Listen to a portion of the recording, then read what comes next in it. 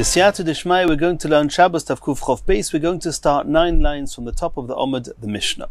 Says the Mishnah, Nochri shahidlik es haneir mishtamish la'oiroi Yisrael. If a guy, a Gentile, he lit a lamp, a light, a fire on Shabbos, then a Yisrael is allowed to also enjoy and benefit from the light. V'im b'shvil Yisrael asur. However, the Chachomim said that if he did it specially for you, then it's asur. Continues the Mishnah, Milei mayim lahashkois behemtoi. If you had a pit in the middle of Roshus Harabim, the boiler itself has the status of Roshus Hayochid. Removing water from the pit to the Roshus Harabim is a malacha of carrying. The guy can do what he wants. And therefore, if a guy takes water from Roshus Hayochid and puts it in the Roshus Harabim, then mashke achar of Yisrael, since he's doing it for himself, in order that his own animals should be able to have what to drink from. And that's what Rashi says, acharov. After he's finished using the water for himself, then the Yisrael is allowed to also let his animals drink from that water. Vim bishvil Yisrael asur. However, if the guy did it especially for the Yisrael, then it's asur. Continues the Mishnah, a third case. Also nochri kevesh leirid boy. If there were some people on a boat, and in order to get down from the boat onto the shore, they would have to build a type of ramp. So if a guy built such a ramp in order to come down from the boat on Yered Achar of Yisrael, Yisrael is then also allowed to go down the boat on this ramp on Shabbos. Vim bishvil Yisrael. If, however, this ramp was made specially for Yisrael, asur, then it's also to use it on Shabbos. There was a story, an incident where Gamliel and some elders, they were coming on a boat, and a goy made a ramp on which that they could come down from the boat. And Reb Gamliel and the Zakenim, the elders, actually used that ramp and came down from it on Shabbos, and the reason is because the guy didn't do it specially for the Yisrael. There's a discussion in the Rishonim why the Chachomim said it's also to have anah from melacha that a guy did especially for Yisrael. Tosfos says that it might be similar to asking him to do it. You might come to ask him to do it. If you're allowed to benefit from it, you may ask him to do it, and there's an issa of amira l'nochri, amira l'akum, and it's a discussion in the Rishonim. Let's see the Gemara. The Gemara is now asking, in the Mishnah we saw 3 examples of the same, it seems to be the same halacha, regarding Neir, Mayim and the Kevish, that in all 3 cases, that if a guy does it for himself, then, or for himself also, as we'll soon see, then you're allowed to, a Yisrael is allowed to have hana from it on Shabbos. If he's doing it for the Yisrael, then not. Why does the Mishnah have to tell this to us with using 3 different examples? Says the Gemara, Tzricha, I need all 3 examples.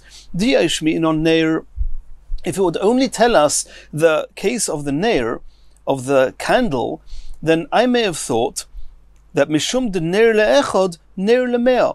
Since there's no difference between the amount of candles you light if one person needs the light or if 100 people need the light, and therefore there's no reason to believe that the guy is going to add more lamps for just because the Yisrael is there, and therefore since he's doing it for himself, there's no reason that Yisrael should not be able to benefit from it. Aval Mayim, I may have thought regarding removing water from the pit in the Roshus Hayochid to the Roshus Harabim, I may have thought Ligzer, the Chachomim should make a decree that in any event it should be Asa Dilma Osi le'afushe b'shvil Yisrael. Maybe the guy is going to add and take more water from the pit, especially in order to allow the Yisrael to have the water. And therefore, we need the Mishnah to say that even in that case, if the guy did it for himself, you don't need to worry that he's increased some water for the Yisrael, and whatever's left when the guy is finished with the water, the Yisrael is allowed to use. The kevesh l'amali. Why do I need the case of the ramp? We would assume that the ramp is similar to the case of the Neir. It's the same ramp that would let the guy down that's then going to let the Yisrael down. There's no risk of making a bigger ramp, more ramps, just because there's the Yisrael there. So why does the Mishnah have to tell us that? Says the Gemara, it's just because we know there was an incident with Ibn Gamliel and the elders regarding the ramp, and therefore, in order to be able to relate that incident, the Mishnah told us the halacha also regarding the kevesh. Continues the Gemara. Tonu Rabbanon, we learnt in the Braisa, Nochri shaliket asovim, if a guy, he plucked some grasses, Machil Acharov Yisrael. He did it for himself in order for his own animals to have what to eat. If there's anything left over, a Yisrael is allowed to allow his animals to eat from those grasses. V'im b'shvil Yisrael. Also, if however the guy was toilish, he plucked these grasses specially for the Yisrael, then as we saw before, if a guy does a melacha on Shabbos for a Yisrael, it's also for the Yisrael to use it. If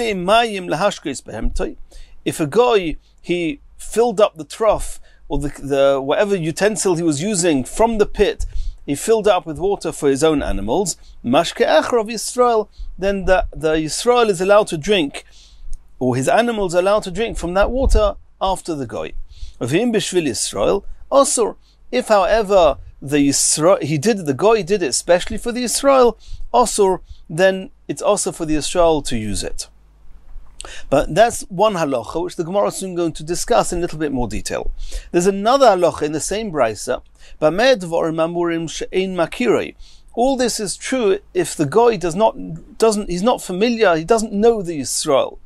Aval makirai, but if he knows this Yisrael, if he recognizes this Yisrael, he has some acquaintance with this Yisrael, also in that case it's also anyway for the Yisrael to have any hana from it.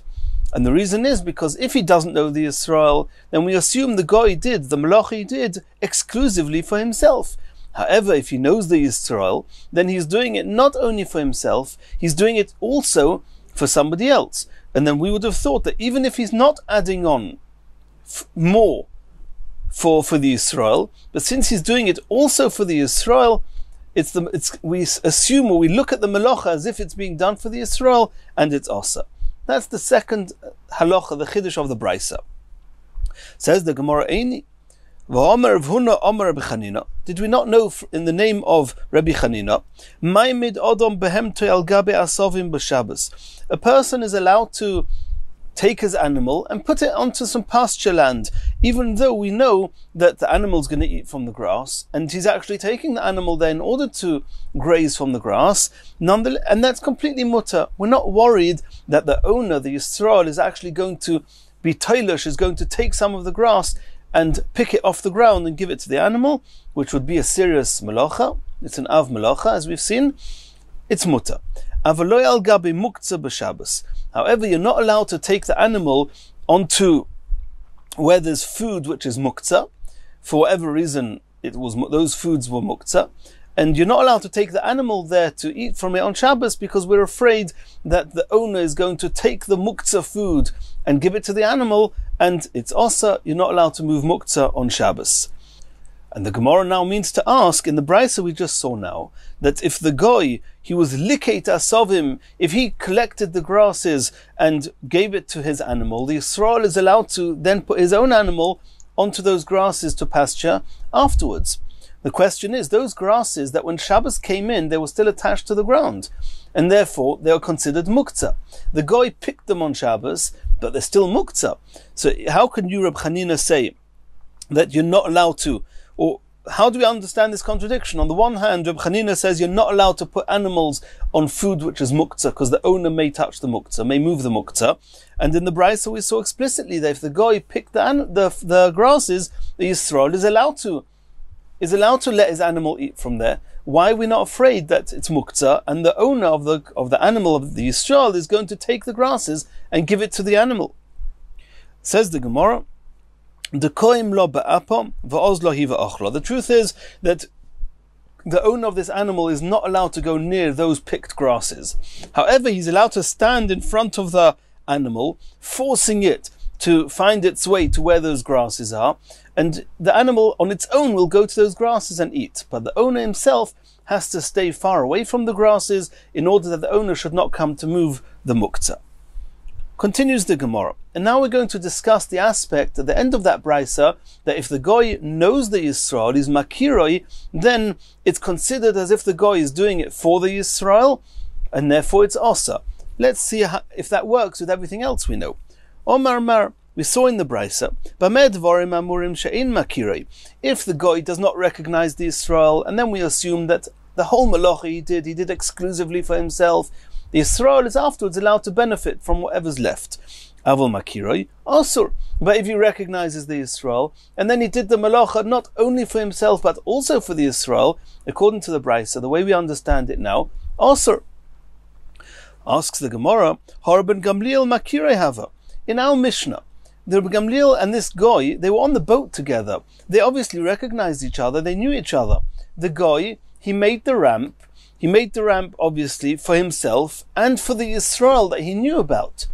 So how can the Brisa say that if makiroi, that means the goy did it also for the Yisrael, it's asa? What's with the case of the ramp? Over there the goy knew Rabbi Gamliel. So there's two answers in the Gemara. Omar Abaya says, Shaloi befonov hava. When he made the ramp, Rabbi Gamliel wasn't in front of him. When is it also as if the Gid is in front of the goy whilst he's doing it, then we assume he's doing it for himself and for the Yisrael. But here Rabbi Gamliel was not on the scenes at the time, and therefore the goy only had himself in mind. Rava Omar. Rava says, Afilu teima befonov. Rava says, even in the event that the Rabbi Gamliel would have been in front of those goyim when they made the ramp, nonetheless it would be okay. Because Neir le'echod, Neir le'meo. When do we say there's a problem with makiroi? That's in the case of the brisa, where the goy is collecting grasses, and since he's cutting grass, if he's also doing it for the Yisrael, there's a good chance he's going to take a little bit more, so there should be some over for the Yisrael. However, in the case of the ramp, and in the case of the lamp, where it's neir le'echod, neir le'mea, you don't do more malacha just because there's more people. Even if it's befonov and makiroi, it's going to be mutter. Asks the Gemara, Meisvei, Omar lehen Rabbi Gamliel. In our Mishnah, it just says that the Rabbi Gamliel was there with his kenim, and Yardu by Rabbi Gamliel was kenim. Rabbi Gamliel and the elders went down from the ramp. It doesn't tell us any dialogue if Rabbi Gamliel explained himself. However, there's a brisa that says, Omar lohen Rabbi Gamliel. Rabbi Gamliel said to the elders explicitly, Hoyil v'shaloi b'foneinu asoi. Because he didn't make this ramp in front of us, nerid boy, we're allowed to go down from this ramp. And this is a question against Rava. We just saw that Rava said that in the event that it's ner le'echod, ner le'mea, or in the case of the ramp where it's the same ramp for 1 and for 100 people, then we don't have a problem with makiroi. And over here, Rabbi Gamliel said explicitly that it's only because it was shaloi b'fanenu, he did it not in front of us. But had we been there in front of us and he knows us, then it would have been osa. Why would it have been osa? Ner le'echod, ner le'mea. Kevesh le'echod, kevesh le'meo. So Rava's halacha seems to be contradicted by that brisa. Says the Gemara, no, answers the Gemara, Ema hoyil v'asoy nered boy. What Gamliel meant to say was, the words he meant to say was, hoyil v'asoy, since the goy did it, and he did it for himself, nered boy, we can also go down from it. The extra words that Gamliel added on, that shaloi b'foneinu asoy, that wasn't in front of us, that happens to have been true, but that wasn't the reason that we were allowed to go down with it. It's as if Rabbi Gamliel said, when we weren't around, it was the guy that made the ramp. The guy is allowed to make the ramp. He did it for himself. We can go down from it. But even if we would have been there watching him at the time, it would have been mutter. Continues the Gemara Toshima. We learnt in the Brisa, Ir sheYisrael v'nochrim dorin b'soicha. A city, a town where Yidden and Goyim are living there in the same place. And there was a bathhouse there. Hamarchetzes b'Shabbos. And this bathhouse was heated up on Shabbos in order for the people who are coming to bathe there on Shabbos. Im roiv nochrim. In most of the people of the city are Goyim. Lirchoitz bo miyad. Mutter lirchoitz bo miyad. If most of the people who use this bathhouse are Goyim, then one is allowed to immediately after Shabbos go into this bathhouse. And here the Gemara is adding on a halacha that we haven't seen so much about yet, and that is that if a goy does do a malacha on Shabbos, in the event that there's reason to believe that it's also to have hana from that melacha, for whatever reason it is, as we've seen, then when are you allowed to have hana from it? Then not only do you have to wait till after Shabbos is over, if you have hana from it immediately when Shabbos is over, you're still having benefit from melacha that was done on Shabbos. You have to wait long enough that you could have done the melacha on Motzei Shabbos. If you wait long enough for that, then for all intents and purposes, you're not really benefiting from the fact that it was done on Shabbos. So the bathhouse, if in the event that it was done for the Yisrael, then it would have been also for Yisrael. Yisrael is not allowed to go in the bathhouse b'chlal on Shabbos. But if it was in the event that it was done for the Yisrael, then you have to wait on Motzei Shabbos, not only till Shabbos is over, you have to wait long enough that it takes that they could have heated up the water on Motzei Shabbos. If, however, the melacha was not done for Yisrael, immediately when Shabbos is over, you can go into the bathhouse. So the Brisa says, Im roiv nochrim, if most of the people using this bathhouse are goyim, mutar lirchitz ba miyad, immediately after Shabbos, the Yisrael is allowed to go in and bathe there. Im roiv Yisrael. However, if most of the people using the bathhouse are Yisrael, yamtin b'kdei sheyichamu chamin. You have to wait. Then it's called Ma'aser Shabbos. It's called that the Goy did the melacha for the Yisrael, because most of the people using it are Yisrael. You have to wait on Motzei Shabbos long enough that it would have taken to heat up this water. Now, in the same way as we saw that Ner le'echod, Ner le'mea, a lamp for one person is the same amount of melacha as 100 people, and in the same way as we learned that a ramp made for one person is the same ramp made for any amount of people, so too in the bathhouse, it doesn't matter how many people are going to bathe in the water, it's the same melacha to heat up the water. And we see explicitly that if most of the people are Yisrael, then it's similar to Makiroi, that he recognizes the people.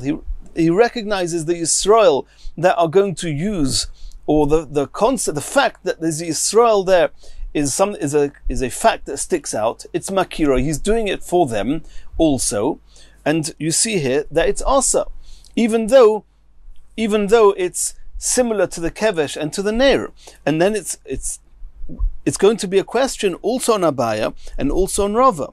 Abaya said that even if Makira, even if he recognizes them, if whilst you're doing the melacha, whilst the guy is doing the melacha, the Yisrael is not befonov, is not in front of them, then it's okay. Over here, the Yisrael is not in front of them when they heated it up on Shabbos.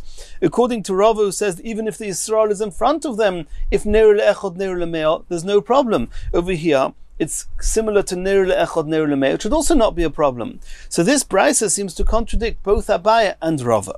Answers the Gemara, Hosam ki mechamem me'adatu de ruba mechameme.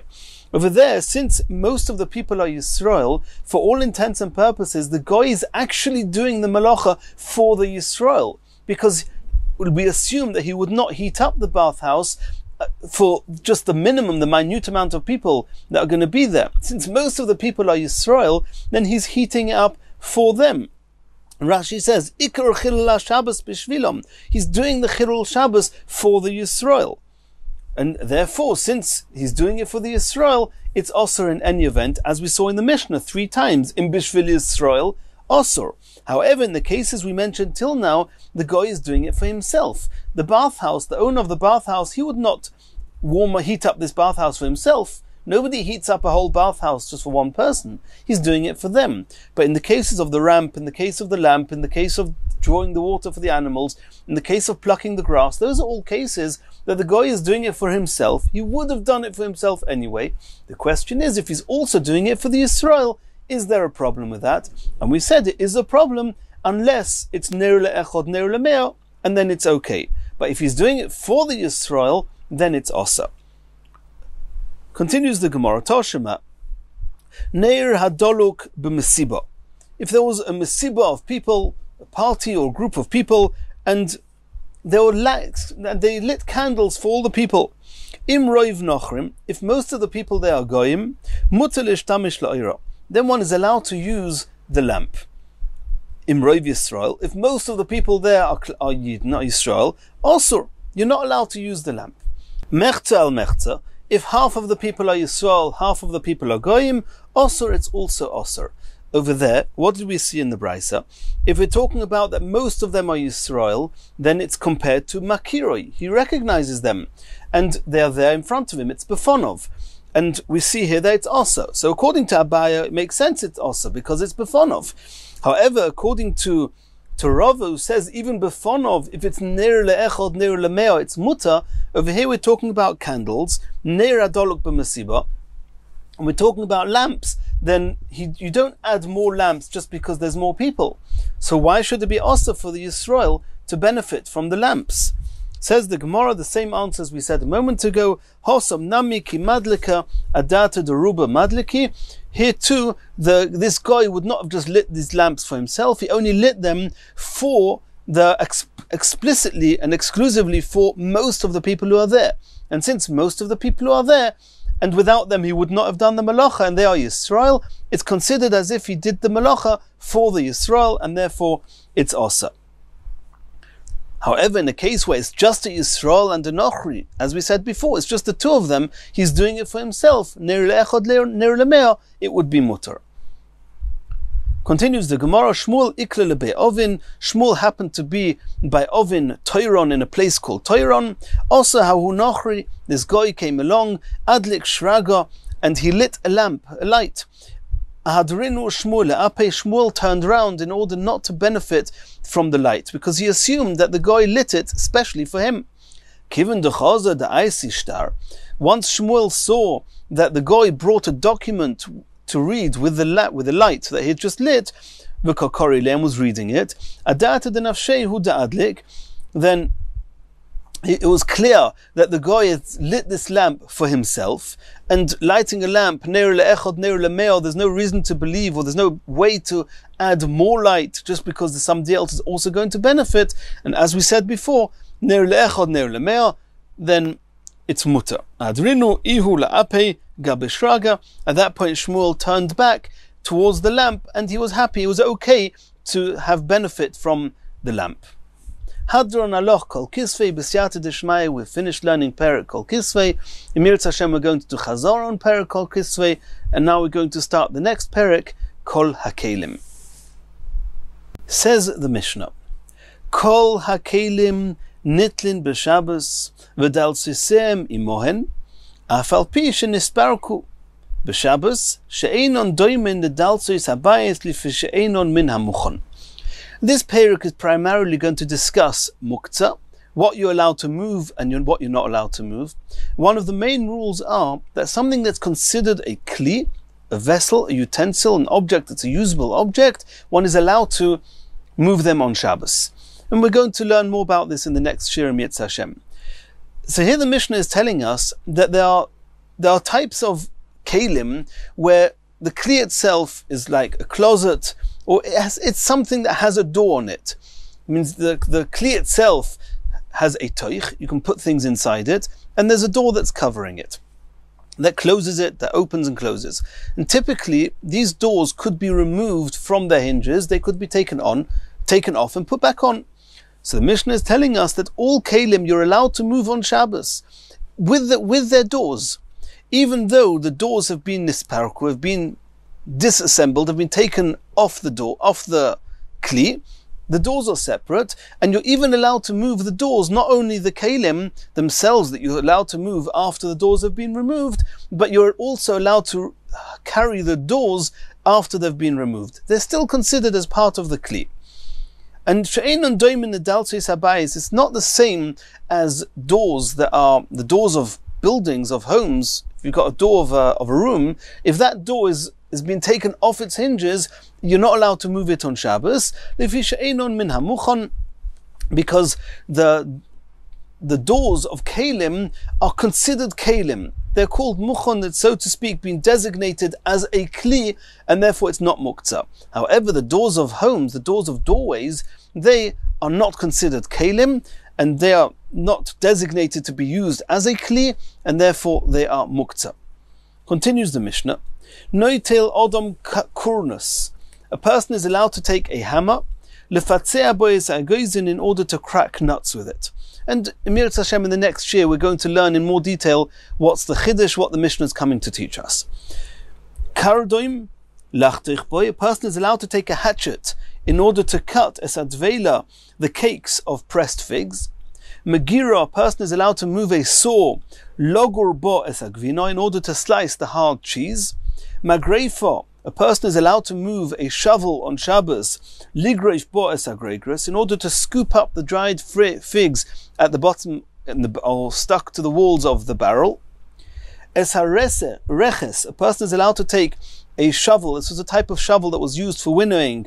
Ve'es hamalges, and the pitchfork, loses olov lekotten, and you're allowed to move the reches and the malges if you want to use it as a form of putting food onto it in order to serve it to a little child. Es hakush, a spindle, which is where thread was often wrapped around it. Ves hakarkar, or the weaver's reed. Lachtov boy, you're allowed to use it to spear. For example, if you've got strawberries or some other soft fruit or vegetable, you can use it as a pick in order to pick out the fruit and eat it. You're allowed to move this kush and the karkar for that, to do that on Shabbos. Machat shel yad, a needle which is called machat shel yad. We'll see in the Gemara why. It's one that's used with the hands, for the hands. Little boyes hakoitz. You're allowed to use such a needle even though you're not allowed to sew on Shabbos. But you can use the needle in order to remove a splinter from that's gone into a person's flesh. B'shel sakoim, and a needle that is not called shel yad, rather it's called sakoim. It's a needle of the sack makers. Liftoach b'esadeles, you're allowed to use it even though you're not allowed to weave a sack on Shabbos. But you're allowed to use it in order to pick a lock open, to open a door on Shabbos. It's mutter. The common denominator between all these cases is that these kelim are uniquely designated for a malacha that's osur on Shabbos, and he wants to use those kelim that are made to be doing issa with, or to do something that would be osur on Shabbos. He wants to use it to do something that's mutter on Shabbos. Do we say, since these kelim are made to be used for something osur on Shabbos, they are muktzah and you're not allowed to move them even to do something mutter? Or do we say, no, since you're using it for something mutter, it's okay? It's clear in the Mishnah that it's allowed, and we'll see in the Gemara what we're talking about and why. Continues the Gemara, says the Gemara, Kol hakelim nitlin afal pishen isparku b'Shabbos. And here you've noticed in the Mishnah that there's a version with the word Shabbos, a version without the word Shabbos, but either way the Gemara here is saying that all the kelim, you're allowed to move them on Shabbos, even though nisparku b'Shabbos, even though the doors had been detached from these kelim on Shabbos, you're still allowed to move them. V'loi miboya b'choil, and it goes without saying that if the doors were removed before Shabbos, that one is allowed to move them on Shabbos. Says the Gemara, the v'loi miboya means that it seems to be easier for you to understand that if it was removed before Shabbos, that it's not muktzah on Shabbos. Then if it was removed on Shabbos, logic would say the other way around. Adarabba, b'Shabbos muchonin al gabe avien. If the doors were detached on Shabbos, then at least when Shabbos came in, these doors were part of a kli. Avien just means their father. It means that they are an annex to the kli.